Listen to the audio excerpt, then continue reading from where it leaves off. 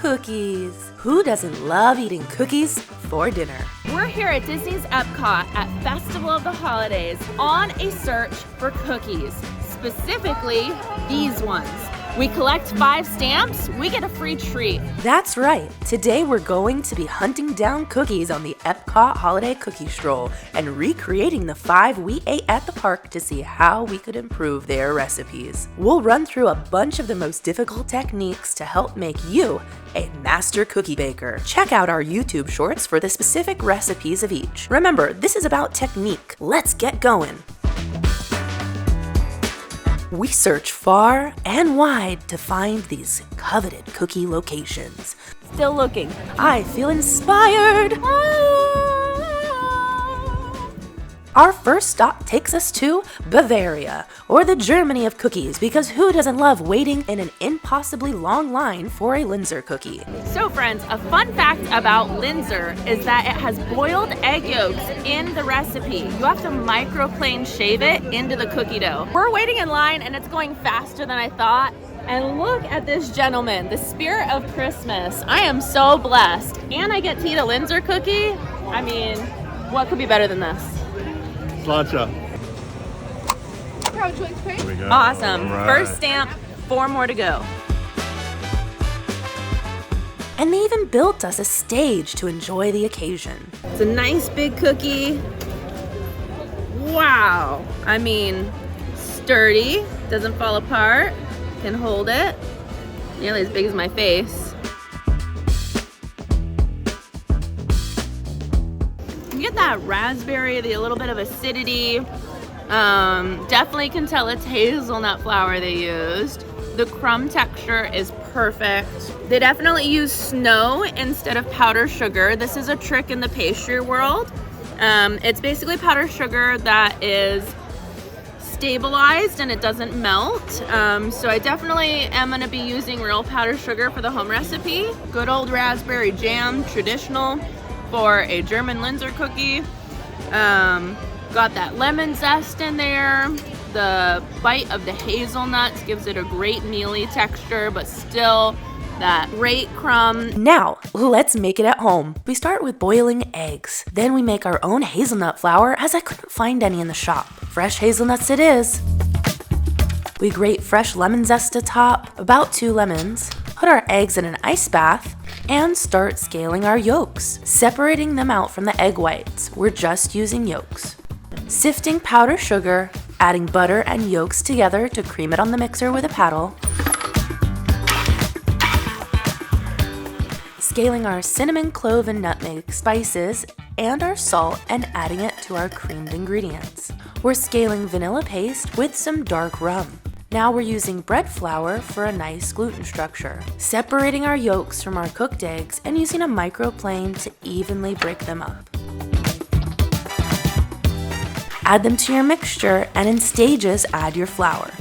Pulse your mixer to not get flour all over your kitchen and continue mixing until combined in stages. Whew, that was a lot.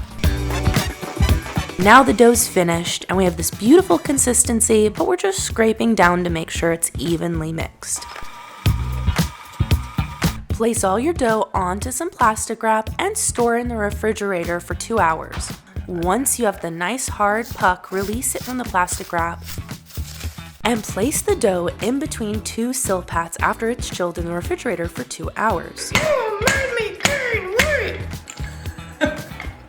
I'm just kidding, I love cookies. Of course, we freeze those sheets and use a cookie cutter to get the shape out. I have a crimped edge circle cutter I'm using, and we placed all cookies in the freezer before cutting out the middle with a star, crescent, or heart shape. Freeze the cookies again before baking at 350 degrees for 16 minutes. And we're gonna powder sugar those tops, but not while the cookies are hot, only while they're warm. We want the powdered sugar to stay white. We're using organic jam from Aldi, my favorite, and loosening it up a little bit before using an ice cream scoop to evenly portion it atop each cookie. Use an offset spatula to spread the jam around evenly and then gently place the lid on top. These are very delicate cookies as they have yet to absorb moisture from the air and that hygroscopic reaction, allowing for a more softer bite. These are still a bit crumbly, but I'm just going to enjoy them fresh out of the oven because I can't wait for more cookies. For the next one, we'll travel to the USA. Snickers? Yes. To try something called a Snickers Snickerdoodly. You know, it's a Snickers cookie. This was the one I was most skeptical of, and when I finally tried it, it was, well, basic. Snicker essence, peanuts, chocolate, a little bit of chewy caramel. That's America for you. Crunchy on the outside, kind of soft on the inside, but crunchy. It is pretty basic, simple, and tastes well. Now, if we're gonna make this at home, I wanna make a chewy cookie with accents of honey because as we all know, Snickers has nougatine in it, and nougatine is made of egg whites and honey. We cream together all of our butter, sugar, salt, and of course, those eggs.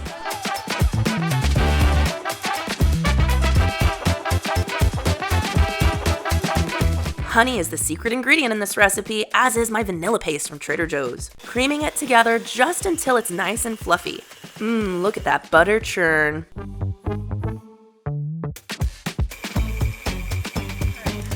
We're using Pillsbury bread flour today. That will help give us a better structure. Of course, always remember to sift. You don't want any lumps in your cookies other than those fixins. Baking powder, salt, and baking soda it is. Remember to pulse your mixer as to not make a giant mess in your kitchen, and scraping down the sides allows for an even, consistent cookie batter that'll bake evenly. I'm just gonna mix it some more just for good luck. We're gonna chill it in the refrigerator for about 30 minutes just to allow the gluten to relax. While we're waiting, let's chop up those Snicker bars. I would like one whole Snickers snack size for each cookie. We'll see exactly how much each cookie can hold. Using a 2-ounce cookie scoop, let's scoop onto a silicone baking mat. Spray your hand with some pan spray and flatten those cookies out. We need a flat surface so that we can add as many fixins on top as will fit. Look at that pile of delicious snack-size Snicker candy. Now let's chill them for 20 minutes in the refrigerator, then bake them at 350 degrees, and look how they turned out. A little golden, but oh so delicious. We're gonna melt some chocolate over a double boiler using a water bath and a metal bowl atop. Of course, we need a piping bag, so we're gonna use some parchment paper and make our triangles and piping cones. Remembering to temper your chocolate or to check out our reel on tempering chocolate down in our shorts. Down in our shorts. Look at me doodling that chocolate all over that Snickerdoodly doodle cookie. Ugh, I can't wait to take a bite. Although they're not as thick as the ones at Disney, I definitely am excited to take a bite of that chewy center and, of course, that beautiful crispy outside. I mean, it's not 100% like Disney, but I think we managed it. Peppermint cookie. Cookies. Can you hear me? I was feeling pretty weird at this point from all the sugar coursing through my veins, so I decided to take a little detour. So this is Baumkuchen. It's made on a metal pipe that's continuously rotated in an oven. I have to ladle over the batter. It's a pretty intense process, but they're making it here inside this beautiful fish bubble. What a beautiful project here at Disney World, and I'm just so excited to see it on a mass production scale like this. Chef Stefan, I've known him for years. He is the executive pastry chef here at Walt Disney World. He's a lovely pastry chef, manages all the pastry departments here at the Walt Disney World. Fantastic man, very talented pastry chef. I have a good time. Oh my God, thank you so much. You're welcome anytime. This is not a cookie on the menu, but I'll take any cookies. We really weren't expecting an extra cookie, but I mean, it's delicious, and why not? Pretty sure it's made with amaretto, as it's an almond paste-based made cookie. Oh man, it's good. That might be my favorite one yet. This reminds me of an almond paste-based cookie recipe. So we start with an almond paste, and we fold in eggs, some powdered sugar, some vanilla. I'm getting essence of an alcohol, I mean, the texture is out of this world. I was feeling great, but those cookies were far more filling than I anticipated. So naturally, I went to France and spun around on a rotating rat ride before bed.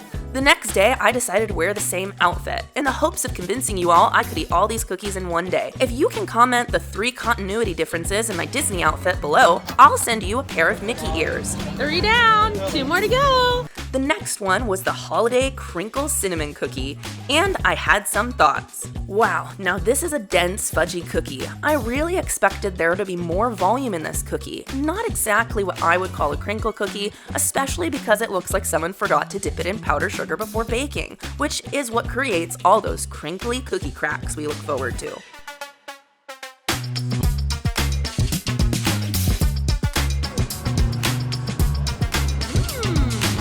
Crystallized icing, chewy like a brownie. Definitely more sweet forward than chocolate forward.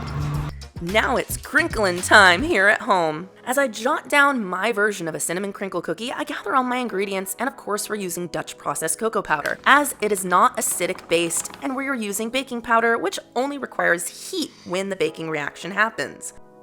Let's scale our sugar. Of course we're going to be using oil base for this, as it's a more cakey cookie recipe.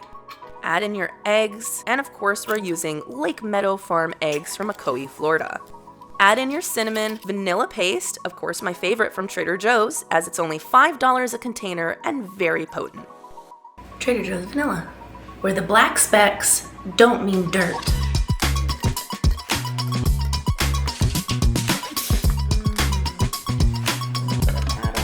And we're sifting our powder sugar, baking powder, and salt. In the mixer it goes, and we're just mixing till incorporating. Wow, look at that really fudgy consistency. We're gonna make sure to scrape down so the batter is evenly distributed. We don't want it to bake uneven, we want it to bake uniformly. And I'm pretty sure I'm happy with this fudgy texture. That's a strong dough.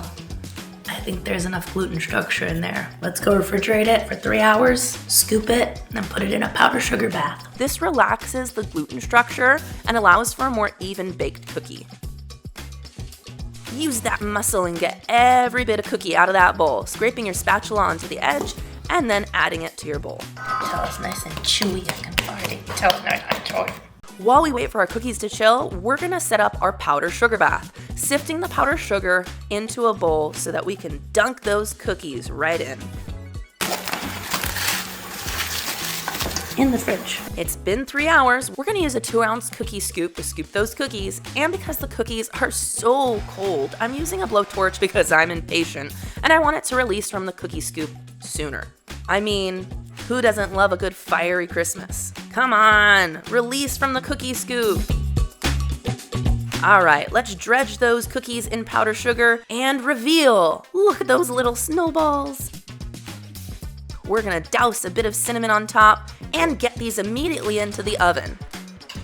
This is 350 degrees for 18 minutes, and wow, look at that reveal. White on top and chocolate underneath. The classic, the champion, the crinkle cookie. Disney, I think I outdone you on this one. So I saved the one from Disney, going on 5 days old. Still is pretty soft, crispy on the outside, soft on the middle. But of course, then you have, well, my crinkle cookie that actually looks crinkled and proper. Very, very soft. Remember to find the recipe in our short reels. I provide the recipe in the description, and of course you can always comment below and I'll add a link. Oh Santa, these are gonna be waiting for you. Back at Epcot, my holiday ADHD weirdness is in full swing, and once again, in times like these, only one thing could possibly make sense. Cookies. Not here though.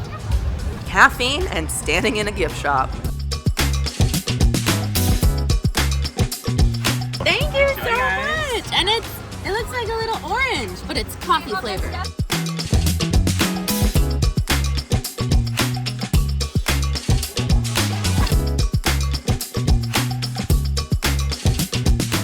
We got a coffee mocha cookie, has a beautiful chewy bite, a little crispy on the outside, so it's definitely baked with baking soda or baking powder. We got a coffee buttercream, and of course those decorations are just pure chocolate, but they look like coffee beans. Definitely a 7 out of 10 for me. Could have been more caffeinated. To make this coffee cookie, we're gonna make an infused coffee butter. We're using fresh coffee grounds and butter melted on the stove. This takes about 15 minutes, and well, I made a butter mess all over my kitchen, so use a bigger pan than I did. Look at that infusion of fat. Fat holds flavor. We're gonna add some instant coffee for an extra boost. Now remember, continuously stir as it will get voluptuous. We're using a tea strainer to strain it out and let it cool and set up.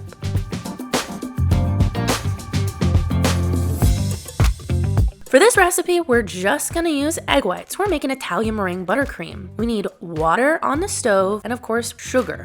We always add water, then sugar, so that way we don't have any sugar pockets in the pan. Now we're scaling our instant coffee and butter for our cookie recipe. Now, of course, it's a mocha coffee cookie, so there's a little bit of cocoa powder in this recipe. Brown sugar and a little bit of oil, eggs, and vanilla paste, my favorite. Instant coffee goes in, and of course, we're still watching that sugar cook for that meringue on the stove. We're reaching softball temperature, which is 235 degrees Fahrenheit to 240 degrees Fahrenheit. Or better yet, it's when you can pour some sugar on your counter and play with it like a ball.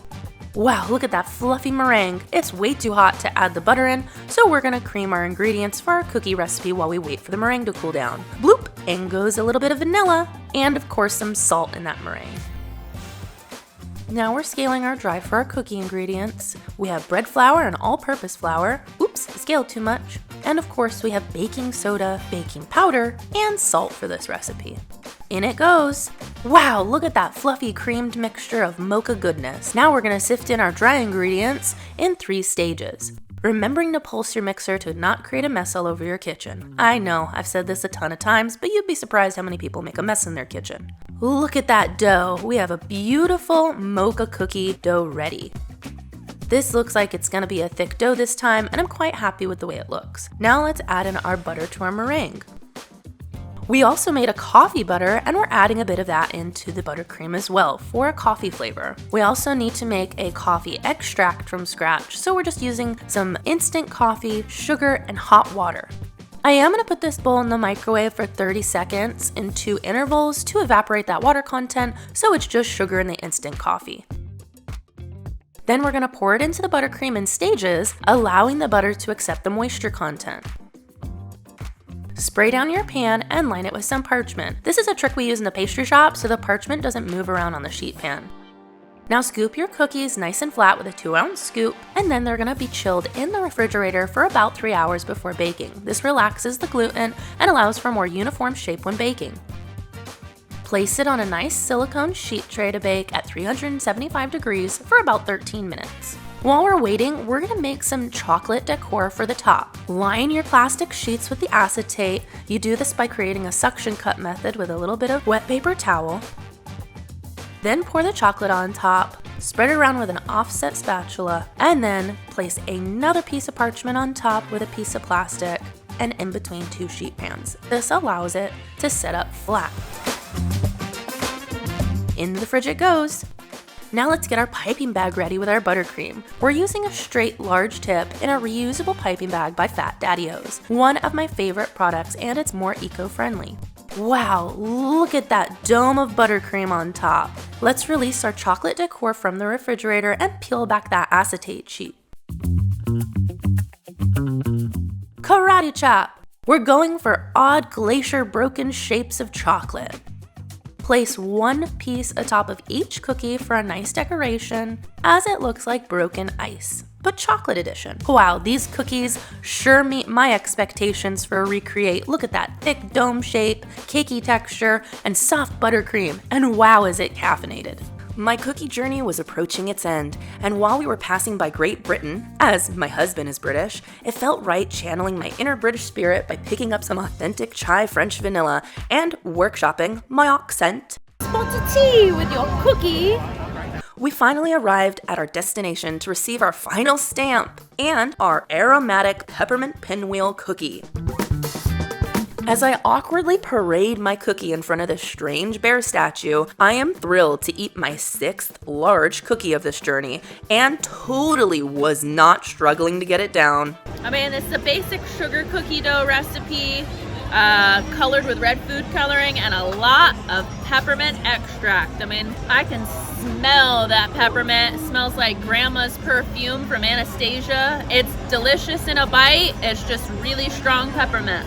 Let's make it peppermint. I gather all my ingredients using McCormick peppermint and McCormick red food coloring. Of course, we're gonna cream together butter, sugar, and our eggs. Cream together the butter and sugar and add your eggs in 2 stages. This allows it to absorb the water content without getting too liquidy. We're scaling our flour, salt, baking powder, and sifting it together on 2 pieces of parchment. The parchment allows us to easily pick up the flour and add it into our bowls. Of course, some bread flour goes in last as it has the highest gluten structure possible for flour. We're adding the flour in about 3 stages and always remembering to pulse the mixer. We're adding our peppermint and red food coloring in, and well, it looks like I've had to use the whole bottle of red. Not my favorite thing in baking, but when you have a peppermint cookie, it needs to be red, red, red. We're rolling out the cookie dough between 2 pieces of parchment and of course patchworking the sides as we roll it out. Now we don't need any excess flour because this cookie dough has been well mixed. It has a strong gluten structure and won't stick to much, but the parchment allows us to move it around more easily. Look how I just grabbed the corner and slide it off. We're using an egg white mixture to stick the 2 doughs together. This allows a seamless bond between the 2 styles of cookie dough, as the red one has a slightly higher water content from adding all that food coloring. We're rolling it up tight like a burrito in between parchment paper and chilling for about 30 minutes. Once it's been chilled, we're gonna coat with more of that egg mixture and roll it in some sprinkles.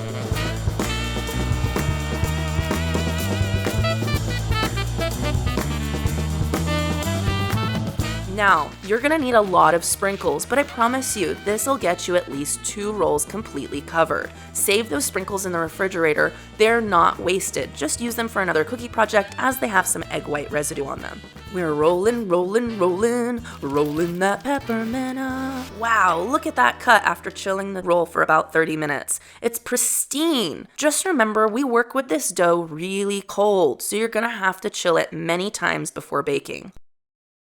And look, 350 degrees and 16 minutes later, I'd say that's a beautiful peppermint swirled cookie. Now, although it looks bigger and denser than the one at Disney, this one definitely is not as strong in peppermint, and that's, well, what I wanted. It has a more cakey consistency, kind of like an icebox cookie recipe. I figure I need to use cornstarch next time to be more like Disney's. Whew, after our final cookie on the list, I was feeling great. And now it was time to claim our grand prize. What could it be? A Disney pin in the shape of a cookie? Maybe a sticker book? A coupon for another time at Disney?